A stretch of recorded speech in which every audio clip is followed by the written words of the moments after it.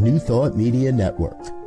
We are a global broadcast network of positive music, media, and entertainment, inspiring humanity's evolution along the journey of enlightenment and creating a world of love, peace, empowerment, and prosperity for all. New Thought Media Network. Positively inspiring.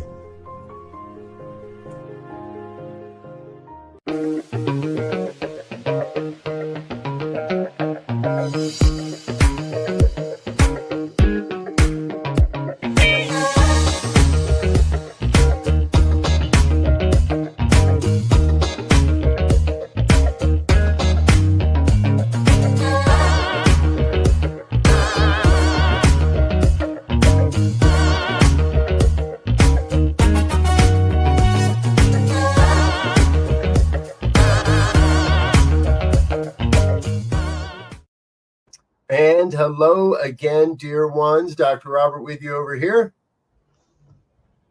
RevZ right here.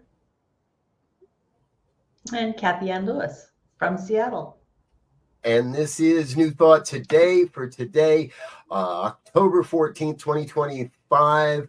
Our special guest is Reverend Dr. Kathianne Lewis out of Seattle, and a luminary in the New Thought movement with the Center for Spiritual Living Seattle. So, Dr. Kathianne, welcome aboard. Oh, thank you. I'm very grateful that you could arrange this to happen on something other than a Tuesday. Thank you. Exactly. So, folks, we are pre-recording today's interview as Dr. Kathianne has a long-standing class during our normal broadcast time, and that's why it's taken us 5.5 years to get her on the program here. So we finally broke it down and said, yeah, all right, we'll pre-record some stuff. We're so grateful you're able to be with us today. And for all those that are watching, please know that we're grateful you're watching whenever or wherever you're watching from. So, Kathianne, give the viewers a little bit of a brief rundown on who you are and how you got into ministry or wherever you want to talk about. But let us know a little more. What do we need to know to start getting into this conversation with you here today? Well, I think it's interesting that people would call me a luminary. I've been hiding out in Seattle in this corner of the world for so long. People even know my name. That's kind of interesting. But I have been a minister for 41 years. And I spent 4 years in Salt Lake City, which was perfect because I had been a Mormon at one time. So I knew the speak. I knew what they were most afraid of, which is that their mothers would know that they were going to a church other than the Mormon church. So people in my congregation on Mother's Day didn't attend much. So it's because they were all going to their mother's church on that Sunday. And then I had the privilege of being asked to serve in Seattle, which had always been my highest goal. I left Seattle to go to Salt Lake City, and I knew that if it ever opened up, I wanted to apply. And two other great people were applying, and I'm just very fortunate that I got to be in the city that I love. And it's been a whirlwind. I mean, if you're around that long in ministry, you get to not only live through, but you get to help other people live through so many things. Was it a recession? I mean, what was that happened in 2007 and 8 and 9, and lots of the .com drop, and Seattle's a .com city. I mean, just going through so many things, and then the pandemic, and then, oh, wow, what a lot of fun. What a lot of fun. And it's so cool to know that there's something greater than your circumstances. And I get to know that, and I get to help other people know that, and that's my joy. Because stuff will happen even to nice people. Yeah. Even to people that do their prayers like, why did this happen to me? Oh, because you're around. That's why it happened. Because, if you're alive, stuff's going to happen. And it's not what happens. It's like, what's going to get you through it? And I love helping people get through stuff. I love working with people. I love seeing their lives change. I am thrilled when they know that no matter what happens, they will be okay, even if they die. That to me, that is just the juice of life.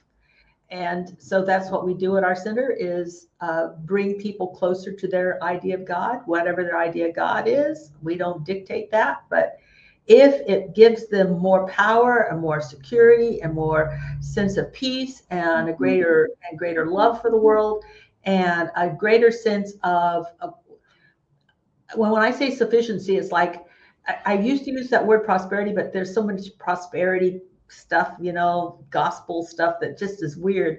But if you know that when you need it, it's going to be there, boy, that makes you feel secure. So I love seeing people gain that consciousness.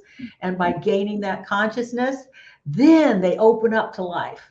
Because if we're always scurrying around to make it to make things work, then our effort is into making things work instead of becoming creative and expressive and enjoying and contributing. So it's hard to contribute when you're in struggle. So that's my story. That's my ministry. That's what I've been doing for 41 years. Yay. And people sometimes ask me if I'm going to retire or not. I don't know what I do. My husband's already told me that he doesn't really want me preaching to him. So I think to stay married, I need to keep working. Oh, and the horses. I have horses and they don't really want to hear it either. So I'm all about having the best life I can have and helping other people do the same. That's my ministry in a nutshell. And Seattle is doing well. Having gone through a whole lot of shifts and changes, but we're doing well. I mean, I'm not just well. Well can mean a lot of things like okay. No, we're not doing okay. We're doing outstanding.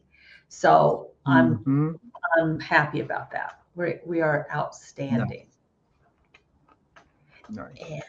And that's great to hear. I'm sorry. Go ahead. Did I no, interrupt? I'm just gonna say that's great to hear because it's just as we continue to move along this continuum called life, and as you said, things happen because you are around. To have that reinforcement that things happen and then they don't happen, right? And that this cycle of life continues, and when you can find yourself in that flow, you look at all of it as divine, if you will. Some people may have a little challenge with that reference, but it keeps us moving forward, I think. Thank you. I think so too. In my off hours, what I do as a citizen of the world is I ride horses, and I ride competitively with one of my horses. So I go to horse shows 6 or 7 times a year. Sometimes they're close to home, sometimes they're not. I have to travel to get there. And I also love volunteering with the Conference of the Americas, which is a conference put together for Spanish-speaking people, and it's held in Mexico. And I don't think enough people know about it, because if you go once, it's just so addictive because they're so loving and so open and so desiring to know how to make their lives better. And I've watched some of them take hold of things, and man, they are like, whoa, I want that consciousness. They are really growing and shifting personally and also as a group of people. They're just doing really well. And I learned a lot from going there. And so that's also part of my great love. And as a center, what we like to do is support new ministries, especially in other countries, because sometimes they just don't have sometimes in other countries, they don't have the wherewithal that people in the United States have. So it's fun to be sharing what we have from the center in Seattle with other places that are starting up. So that's fun. That's what we kind of do, and that's what I love to do, is support other organizations. Yes. And you are a great supporter of New Thought Media Network, and I say thank you every chance I get. And our thank you video later, we'll mention that as well. But I've always been interested because I've been fascinated. Again, to me, you're a luminary. I came up in this philosophy in Salt Lake City, and in Salt Lake City, I did not know. And there was the stories of Kathianne back in the Western bar, and the peanut shells were still stuck to the floor on Sunday mornings, and all the old stories that we would hear. And maybe that's perhaps why I have been secretly following you and checking in and listening and following your teachings, and have taken classes with you and other things. That when you started sharing your journey with horses, it was kind of like, oh wow, this has absolutely nothing to do with church or with spirituality. And now the oneness of the relationship with the animals are there. But I would love to hear where perhaps a story where the humanness perhaps of the horse arena, or that community, or that culture, really you were able to see it needed some new thought, it needed some spirituality, and you were perhaps able to bring that to the arena. We're gonna mix some metaphors here today. Well, first of all, with the horse, it is a spiritual practice because you have to be present. You really have to be present, and they read everything, and so they are biofeedback machines. If you're not paying attention, either will they. And if you're nervous, they are too. So it's all about an inner game. And I think there's books on that. Isn't there a book called The Inner Game of Tennis, which is all about making sure whoever picks up the racket has the right frame of mind? So there's that. And then I was a little hesitant to let people know I was a minister, and then especially a New Thought minister, because cowboy folks can be, what can I say, very conservative. and every horse show begins with playing the national anthem, and you better take your hat off, and because you wear hats, you got to wear a hat. It's just hard on the hair. Can I just say hat hair is just the worst thing? But anyway, you got to take your hat off, and then everybody sees your hat hair if they're looking. And then they always do a prayer, and they do it in Jesus's name. And I just know that Jesus just smiles and says, Buddha would work too. But anyway, you just keep it to yourself. But what's interesting is that now that I've got more and more friends from the horse circuit, and I am who I am on Facebook, a lot of people are responding with likes. And one woman who is a real semi-famous, well, I'd say a famous trainer in my area, says that I'm now her hero because I'm willing to say what she was afraid to. So just on the more liberal, can't we all just love each other and get along side of things? So I guess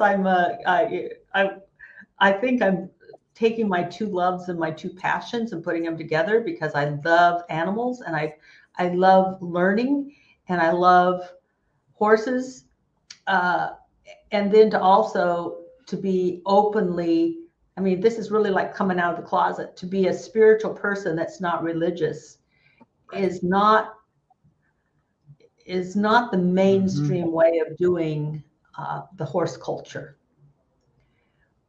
So it's really fun. I'm really enjoying putting the two things together.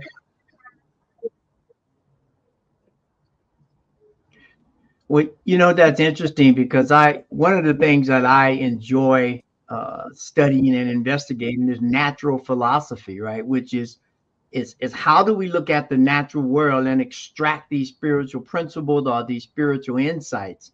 And when I hear you talk about the intuitiveness, if you will, or the yin and yang of the rider and the horse, and how that energy flows and all of that. And then on the other hand, all of this mystique around the horse and to what they do and how they remember it reminds me of this symbiotic relationship between all of creation and the divine.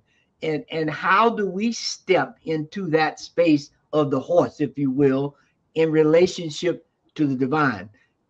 It's an interesting question that I ask myself often when I look at birds or whatever. And how do I put myself in alignment and in the right relationship to be exactly what I was created to be without question? Yeah, I love that. That's something we're actually spending some time on in October. Is I'm talking about it's natural to thrive, because everything was created to be the glory of God. Everything that, and we're talking more about trees right now, but my horse believes that it is the glory of God. I better get with it. Horses don't feel bad about themselves. They don't have low self-esteem. They may be afraid of humans out of, just self-protection, but it's not because they don't think they're good enough. So just learning from nature itself. Thomas Troward said that, I'm pretty sure it was Judge Thomas Troward, who said that nature is the face of God. And if we want to know what God is, just look at nature and look how well it functions and how elegant its processes are. And can we be can we function that well today, in our own life? So I get what you're saying. And I too just love nature. And I get to, of course, people don't need to have a horse. They can have a cat. Really, what a cat can change. Teach you. My goodness, what a cat can teach you. But somebody said and he's a famous writer, and he said, the purpose, don't try to train a horse, because if you train a horse, it's only a finite expression. You can only go so far if you train a horse. But the goal of a rider is to become so one with the horse that they become your legs. Isn't that beautiful? And that just sort of mirrors, I think, those beautiful relationships that we have with beautiful, wonderful friends or a partner or with the divine. Can we really be the legs and the hands and the voice and the mind and the intentionality and the givingness of God? Can we just do that kind of meld that really good riders try to do with their horse? So I so agree with you. Thank you. I love that. Beautiful. A deeper, what I'm catching in the conversation is moving to that very intimate sense of embodiment. Yeah. Of embodiment of the oneness, the truth, the understanding. And we're hitting on one of those main 4 aspects of life, of I believe, the spiritual experience, which is that natural connection with nature, the understanding of nature. And yeah, I agree, whether it's a cat or just a walk out along your favorite stream. Yeah. We've been sharing a lot lately. At the very early days of the pandemic, we had a family pet that crossed that rainbow bridge. And in our family, we have this kind of unwritten rule of when one goes, you got to wait kind of like 6 months. And in this case, my wife didn't wait 6 months. A friend posted an adoption post on Facebook of a litter of puppies, and my wife took one look at him and said, "Oh, we got to rescue one of these puppies." And it has turned out to be the most emotionally astute dog that I have ever known in my life. And if somebody in the house is upset, she's there to comfort. If somebody needs some an interruption in their behavior, she's there to be a part of it. And my wife and I, we've changed our morning shared spiritual practice routine a bit, where we now sit more face to face and hands to hand more often than we have for a while. And now the dog wants to get involved with that. She's got to be between us as we're doing our morning shared practice and prayer together and such. And it's such a great adventure to see when I first got into this, I remember my first teacher saying, consciousness is always evolving. Students are coming in today with a greater degree of understanding than students from years past. And it feels the same now with our our furry creatures and our animal companions, that more and more have a greater degree of understanding or consciousness, if you will, around all these things. And that brings us up too. When we can see it, and we can see it in our surroundings, we're better able to share that with other people and other friends. I think it was you where I first heard, if you're going to be a minister, you better really be able to love people. And because this is about, so all of these stories we share remind me, how do I get to do this and be like this with people, with members, whether it's on the street or at a horse show or just hanging out at a spiritual conference. Yeah, I get it. Yeah. And you know, I think Kathianne brought it up earlier about that feeling tone, if you will, that you know, we hear a lot about the feel, right? And the feel itself, this energetic field, as I like to call it, is always raising its amplitude and increasing its vibrational frequency, so that if you're anywhere in the vicinity of that and you're resonating with that, you'll collapse into it. And so when I think about the animals don't have any blockage, because the field is up now for connection and resolution and all these things that we know are naturally needed for the harmony and the diversity of life. And so those things that are closer to that resonance find it right away. Then those that have a little more free will, I won't call any names, we can buck that stream if you want, and it takes a little more for us to find that resonant tone.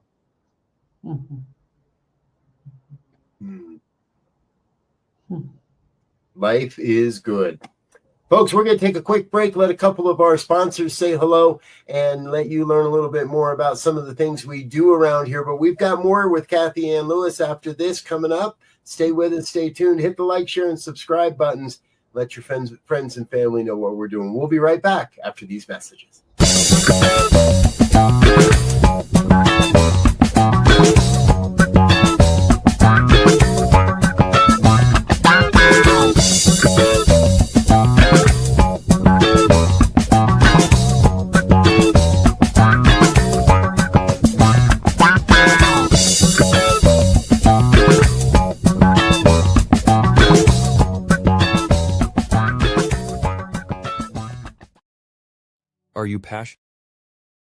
Are you passionate about media, storytelling, and making a difference? Welcome to New Thought Media Network, where your voice matters. We amplify diverse voices and share impactful stories. Join us in our mission. We are a nonprofit organization dedicated to creativity and community, looking for enthusiastic volunteers who want to be part of something bigger. Learn, grow, and collaborate in various aspects of media production. Incredible support and camaraderie await you here.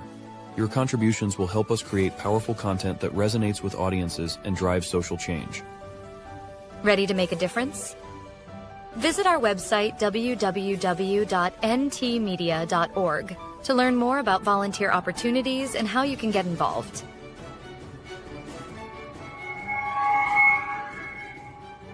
Find our volunteer inquiry under the Engage tab on our website, or visit www.ntmedia.org/volunteer. We look forward to connecting with you soon. And we're back with more of New Thought today here on the New Thought Media Network. Our special guest, Reverend Dr. Kathianne Lewis out of Seattle. And, in this segment, what I would love to explore a little bit, because I also think you have a very unique perspective in the New Thought movement for the length of time that you have been with your community in Seattle. And not an awful lot of ministers, it seems, get the chance to be with one community for 35, 37 years now, or what it's been. 37, yeah. Yeah, and not very many ministers get that opportunity. We could probably count that up on a handful or two that we know, that I know of. And so my question really is, what's it been like, and to guide, not only guide a growing and a an ebbing and flowing type of community, but also where do you find yourself now in how is your community growing into the future a little bit? So what's it been like to have your reins on the wheel, as it were, for this long, your hands on the wheel for this long, and what's solid, like what's that growing edge right now?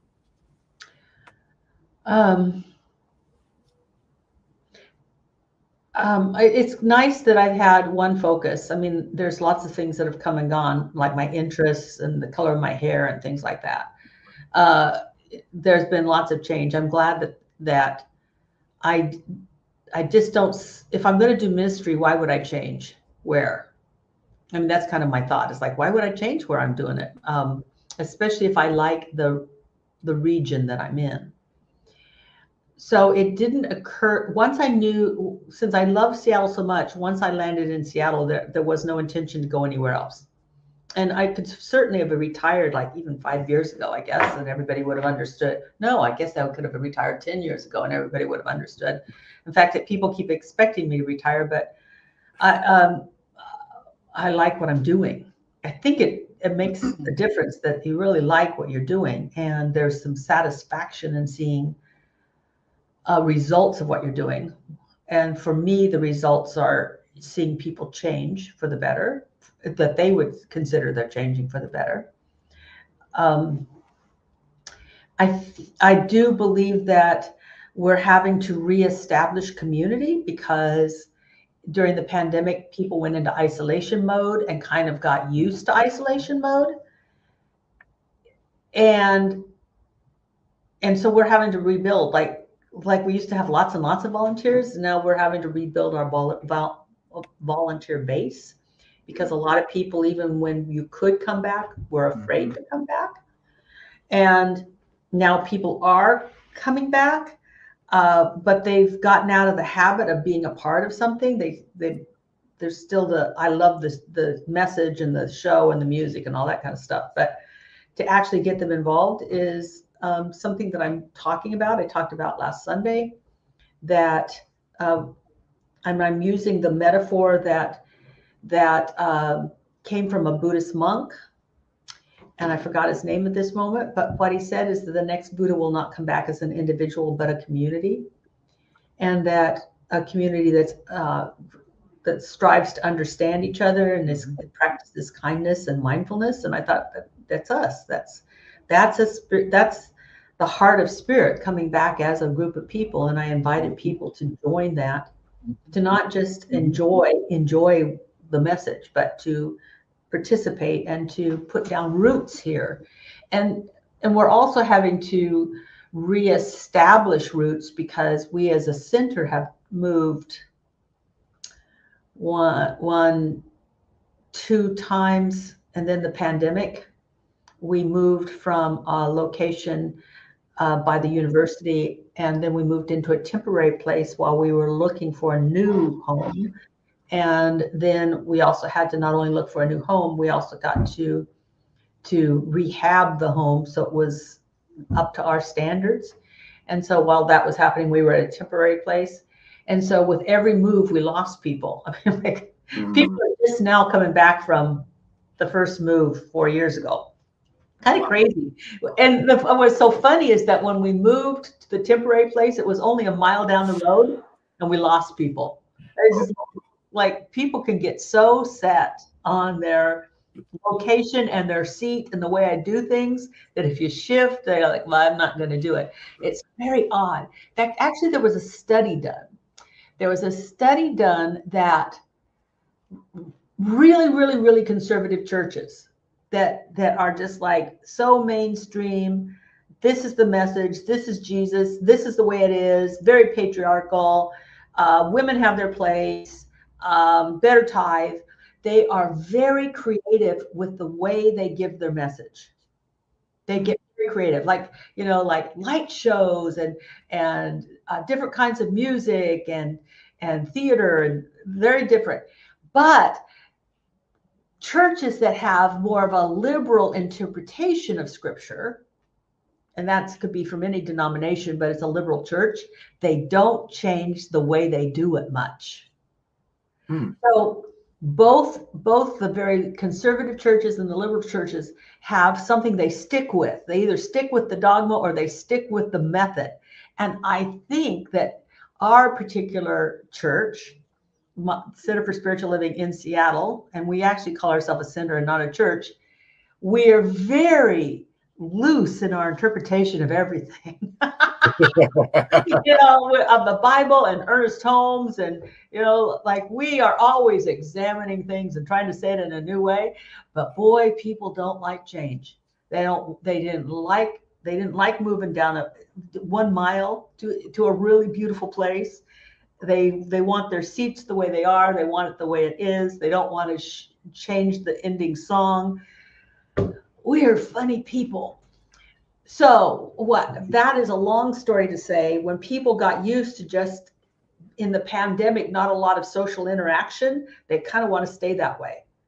They kind of liked, I just show up and get the message and give you some money and leave. And now I'm actually putting a lot of emphasis on community. The studies are in. Communities help you live longer, live healthier, and be happier. It's scientifically proven. So don't get half of the meal when you can get the full meal deal by not only showing up, but also participating. Right. So you caught me at that. I finally woke up to, we've got to shift things because people are really happy not doing much. It's not that they don't contribute, but they weren't doing much. I mean, and people will watch this and go, I do something, but the percentage of people in our community that participate has dropped. And now my focus is on bringing it back up. I hope that talks about what I see as our future. It's really getting people involved, lots and lots of people involved. Yeah, it's interesting because it brings to mind a question that I often ask in terms of when we look at New Thought communities now, how do we cultivate or recultivate a resilience? And using that word in the context of things not being the way they were, for lack of a better term, and then throwing in this whole idea of how do we be more adaptive. And then one of the big things on the horizon is this sacred activism that a lot of people are having conversations about, which is a little bit out of the conventional wheelhouse of New Thought. So I would love to hear your thoughts on that, because I think it's powerful question and something that's needed.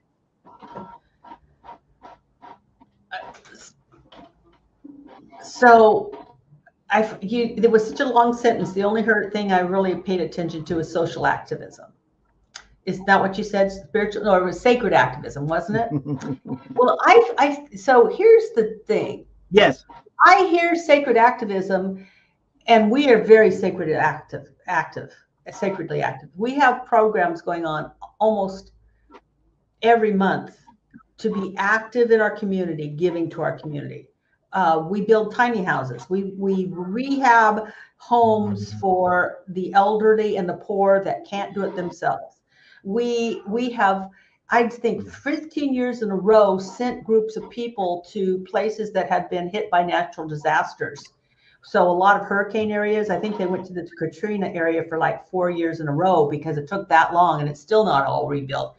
They went to they went to the East Coast after what was the hurricane? I mean, we have so many of them now. Remember, we used to just have one big one a decade. Now they're like every year. Was it Helena? I don't know, but it was like big destruction on the East Coast after a hurricane. We are very sacredly active, very, and yet when people say, "Are you sacredly active?" they often mean political. Right. I mean, that's the thing I get. Like, we're sacredly active, but are you marching? Are you talking from the pulpit? It's like, I honestly think that my people are smart enough to know what's right. How could I tell people what's right when we don't tell people what's right? Ernest Holmes said, we don't tell people what to think. We tell people how to think. And if we teach oneness and that your life is my life and that your life affects my life, they can put 2 and 2 together.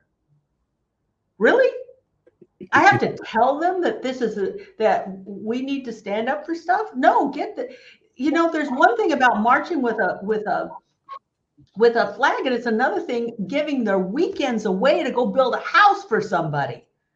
I mean, not weekends, they take weeks, 9 days, 2 weekends and 5 days in between. And with Habitat for Humanity, they work with the family that's going to get the home, and they see the home at the end of the week. I mean, come on, that's like not sacred activism. We feed people. Yes. And I will say that's the thing that kept up. People are very volunteer. We get a lot of participation in that, even through COVID. We fill so much of the downstairs of our fellowship hall with recycling, with people that save up their stuff that they know they can't, it's hard to recycle. We're touching it on recycling. We plant trees, we build homes, we build tiny homes, we feed people, we do all of this stuff. And yet when I was asked by one of the leaders of our organization, well, are you, in social activism? And I listed all the things we do, and that never made publication. The key, you make an interesting point there, because there's definitely a difference between sacred activism and social activism, which is why I kind of worded it that way, because social activism leads to a political leaning or bending, however. But sacred activism means what I think this movement, and definitely all ministers and practitioners here is to be a servant of the divine. And to be a servant of the divine, you give where your heart is called, and you lend a hand, and you be the message, not teach the message by word or whatever. You become the message. Yeah, boots on ground. That's what I always call it. Yeah. We're trying to be boots on ground. And we have this wonderful committee that's self-organizing. We give them the money, and then they decide how to spend it. It's called the Create a Better World. And they have their own way of looking at our world and seeing what can we do in our area to make the world better. And then I do my part by taking our tithe money and supporting CSL startups in different parts of the world. So,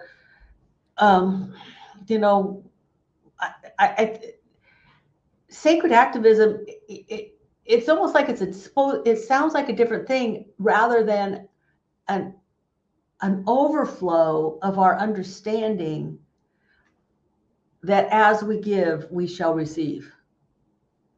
Because it's the overflow of understanding. We're all in this together. Yep. And your sinner's my sinner, and my sinner's your sinner. I really love this conversation, because I agree. I think far too many people, they hear sacred activism and they think social activism.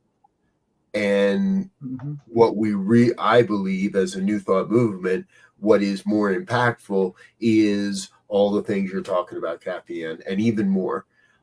As a board member with the affiliated New Thought Network, ANTN, a little over a year ago at our annual retreat, we heard from a young minister who is in the UFBL tradition, Universal Foundation for Better Living, and he presented to us the UN 21 sustainability goals, world sustainability goals from the United Nations.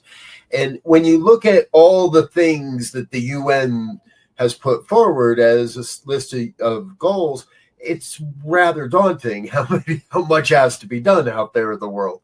And what happened is our membership base came to us and said, we don't want to try to impact all of it. We just want to impact one thing. And so leadership took it and created a resource and a poll, and started talking to people and started polling our membership. And invariably, through it all, what emerged was that our heart, the consciousness of this organization is most closely aligned with maintaining food security, with supporting food security. And so we've adopted that as the goal, the socially active place where we want to be, and starting now to look at how do we change where our fundraising is currently, or how do we readjust that? Where can we begin to initiate community active events around our retreat, around our individual centers, around our individual communities, to come into alignment with that. And it doesn't mean we can't do the other things as well, but it means that is our primary focus. And does the event, does the experience we want to put forward, does the place we want to give move that goal forward in some measurable way? I get it. And Jesus said, to feed the sheep, and Buddha also said to feed people. And I think it was Ram Dass's guru, when Ram Dass said, "What can we do?" and he said, "Feed people." I mean, maybe, it's really hard to feel spiritually elevated if you're hungry. Yeah, very, very true. Well, Kathianne, before we lose sight of time here and run out of time, and our conversation has naturally evolved in this way for me, I would love to hear from you a little bit. Where do you see this movement of New Thought in light of what's going on in the world, in light of where all the journeys we've traversed? Where can New Thought be the most service oriented, the most, I'm looking for a softer word than impactful, but where are we making a difference as the New Thought movement? What's your vision for our future here? I think if we're going to be impactful, we need to be more powerful. I think sometimes we've watered down our message. I will send it to you, Robert, and then you can send it on. I got a YouTube video of Florence Scovel, I think it was Scovel Shin, and I've read her books, and I thought, ho hum, I've read this stuff before, but listening to her, and just the power, and Ernest Holmes, and just the power and the forcefulness and the absolute trust in an absolute principle. I hear other people, and it just seems that we've watered it down to not offend anybody, to not, and I'm not, and I have to admit, I haven't listened to a lot of people, so I'm not saying we're all this way. So I honestly, and I'm so out on the fringe that I'm not even sure that I can speak to what's going on with New Thought. But sometimes I've heard certain things, and I've even been told by, I was probably at one of my last conferences where someone at our table, we were supposed to be discussing things, and he said, "Don't talk about miracles because that makes people feel bad if they don't have one." Well, they're never going to have one if they don't introduce the idea that there could be one. I mean, what? I'm an old, I'm grateful that I'm an old-fashioned religious scientist, because I believe that the law works, and I believe that miracles happen, and I love our community because we talk about them. We go, "Wow, wasn't that wonderful?" And we're kind of like expecting something good to happen. and then we talk about, and I gotta say that this is so secondhand, so I don't even know it. But are we really asking our people to level up? And are we asking our churches and our ministers to level up? Because if we are, we then become the beacon, and then we draw all people to us. So, I don't know where we're going as an organization. All I know is that I want to be this, and some of the ministers that serve at our center are sounding the siren song of spirit, come and be lifted, so that when stuff happens, because stuff will happen, they're grounded and invincible. This will happen to me, but it will not happen to me. It'll happen around me, but not, I don't know. There's a difference. That's like some things are going to happen, but they don't have to happen to me. Like, that's all I can say. And I realize I'm gonna try to make sure that this doesn't. People are calling me. Sorry if that is interrupting. I don't know how to turn my phone off. I'm sorry. Does that help? Is that clear? I'm probably not a good representative for the future of our. But no, I love that.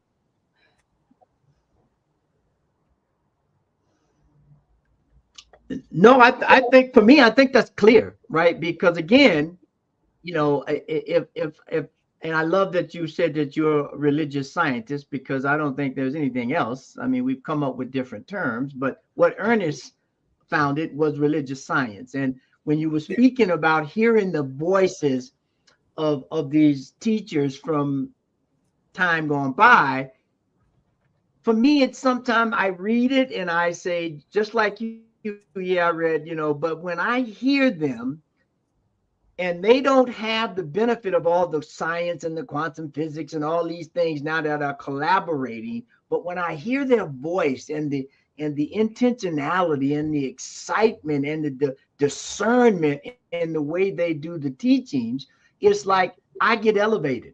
And I think, as we, the saying goes, if you forget the history, your past is going to be very lukewarm.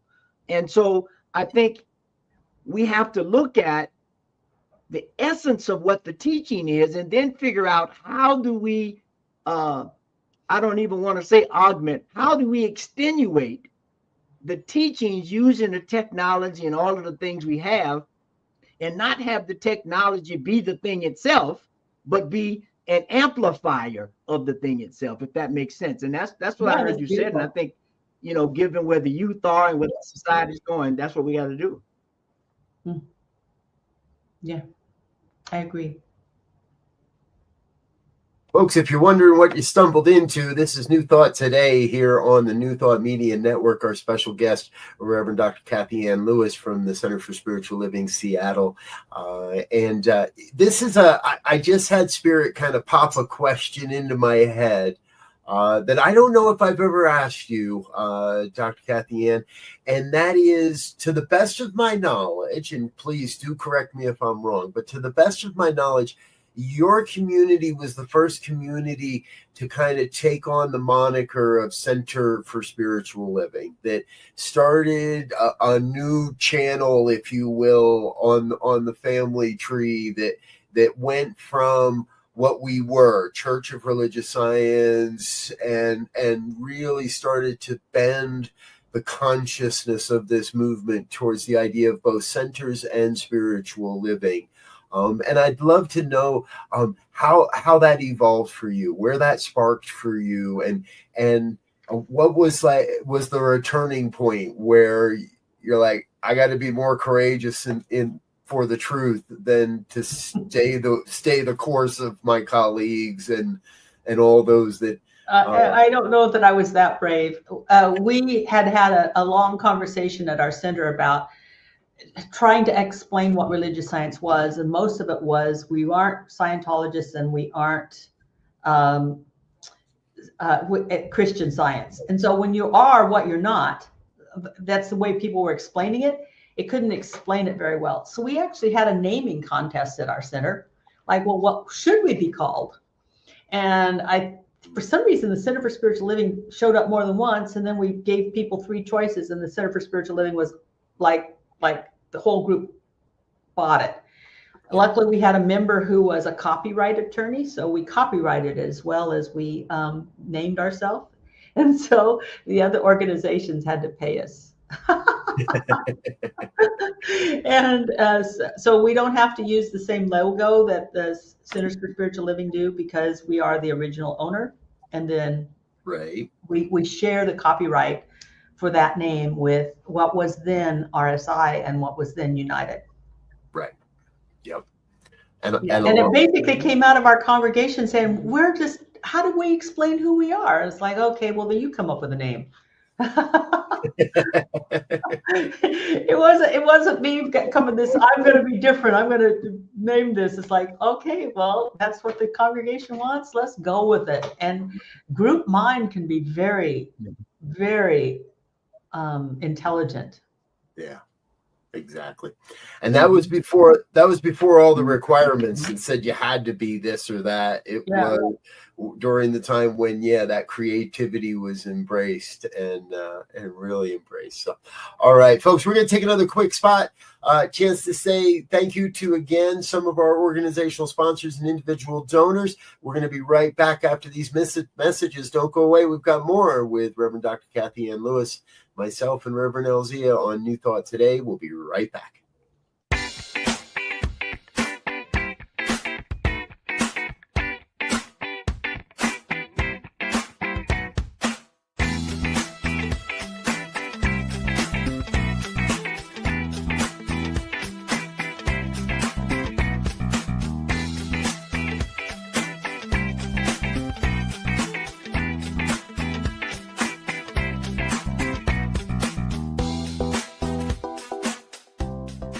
Please help us say thank you to our organizational sponsors, including the Hefferland Foundation, Affiliated New Thought Network, International New Thought Alliance, Science of Mind Archives and Library Foundation, Center for Spiritual Living Denver, Center for Spiritual Living Midtown, New Thought Philadelphia, Planned Happiness Institute, Summit Center for Spiritual Living, One Heart Retreats, Center for Spiritual Living on the Lake, Unity Kitchener, Unity Spiritual Center Ottawa, Om Center for Spiritual Living, Satya Center, Begin Within Ministries, Center for Spiritual Living North Jersey, Unity of Savannah, and the Center for Spiritual Living Seattle,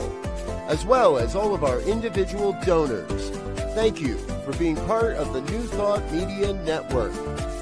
Please like, share, and subscribe. New Thought Media Network, positively inspiring. Thank you to all of our individual sponsors and organizational donors. Dr. Kathianne, you're here today on behalf of Center for Spiritual Living Seattle. You've been a great supporter of us for quite a while now here at New Thought Media Network. So thank you again for that. You're welcome. Before we run out of time, I want to kick this over to my brother Elzia and just check in. What questions have we forgotten to ask today, Z?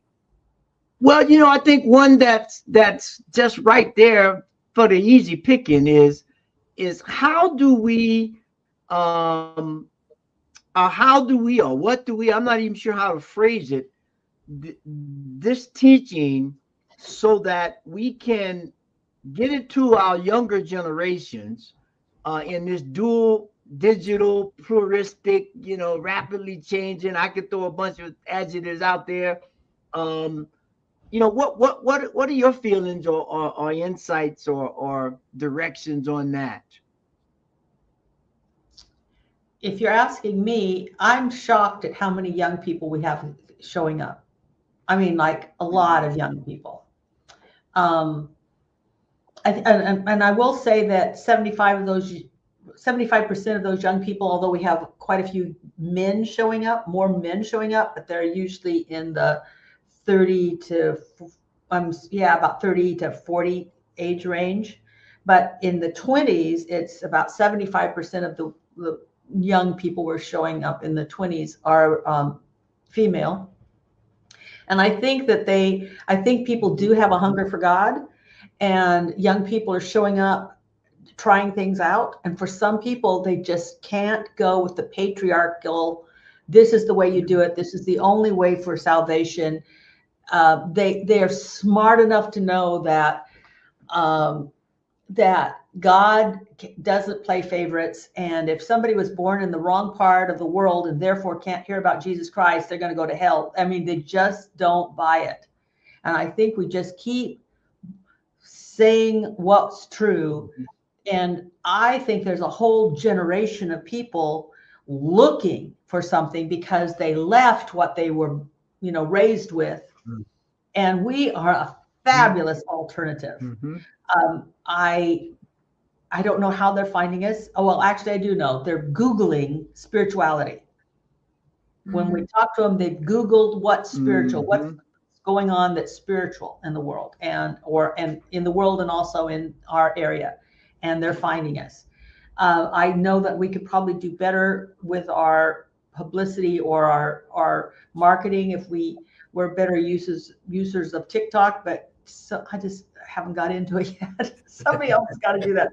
God's got to find somebody to do that, because as you've noticed, once I start talking, I can't do it in small sound bites. So anyway, someone's going to do that. But I honestly think we should trust that there are people that have been disillusioned and now they're looking again. And we have an answer for the next not just generation, the next century. We've got an answer because it's everybody's welcome. Not just everybody's welcome and now you need to change, which is, let's be honest, a lot of those churches that say everybody's welcome now, but don't be gay, don't be a woman, don't want leadership, don't, and then the don'ts come out. And we don't do that. Everyone's welcome to think the way we do, unless you don't, and then you're not welcome. Yeah. And I want us to I want all of community to get away from that. I don't know that New Thought does that so much. I know there are some out there that tend to that, but we are running up against that time frame, folks. So I want to get us into our final thoughts for the day, and I'm going to give Z the final word, which means I get to go first in our final thoughts today. And what I just heard is what I want to really stress, and that is, don't believe that the kids aren't interested. Don't believe that the young folk aren't looking. Don't believe that we're not coming back to community, because I think you hit on those so great there, Dr. Kathianne. The young people are looking for community, and it is only our limiting belief that's keeping them from finding us. So let's believe that they are coming, that they are here, and that people really do. I keep hearing this in the last week. I've heard it so many times. We are on the verge of the resurgence of in-person physical community. It's just not going to look exactly like it used to. And while the message might remain the same, the delivery system might need to be a little different. I like what you were saying. Maybe it's time for us to be a little more rigid in our dogma and a little more loosey-goosey in our presentation. I'm not sure I want to explore that. So. Dr. Kathianne, how about for you? Final thoughts. I love that. Go back to what originally attracted people. It was that sense that there's something greater than ourselves, and we can know it and be known by it. That's what filled my soul, and I think it'll fill other people's souls. So, and then, and then throw in lots of fun ways to present it. That's my final word.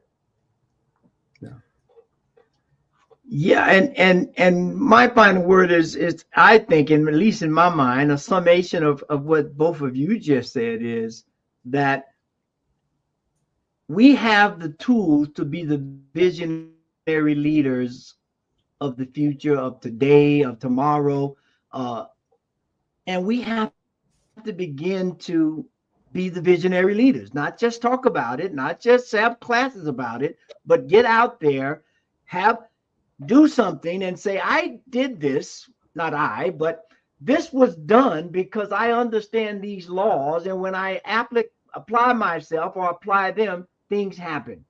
And now once I do that, I can find all kinds of ways to explain that, or to make it accessible to different audience, different age groups, and they will respond. Because as you said, Dr. Kathy, it's like people are looking for what feels right, what's in alignment alignment with who they are. And I think once we do that more, and as we continue to do that, more and more people are going to find us, and we're going to be overwhelmed with people looking to be the best that they can be. I think so too. Amen.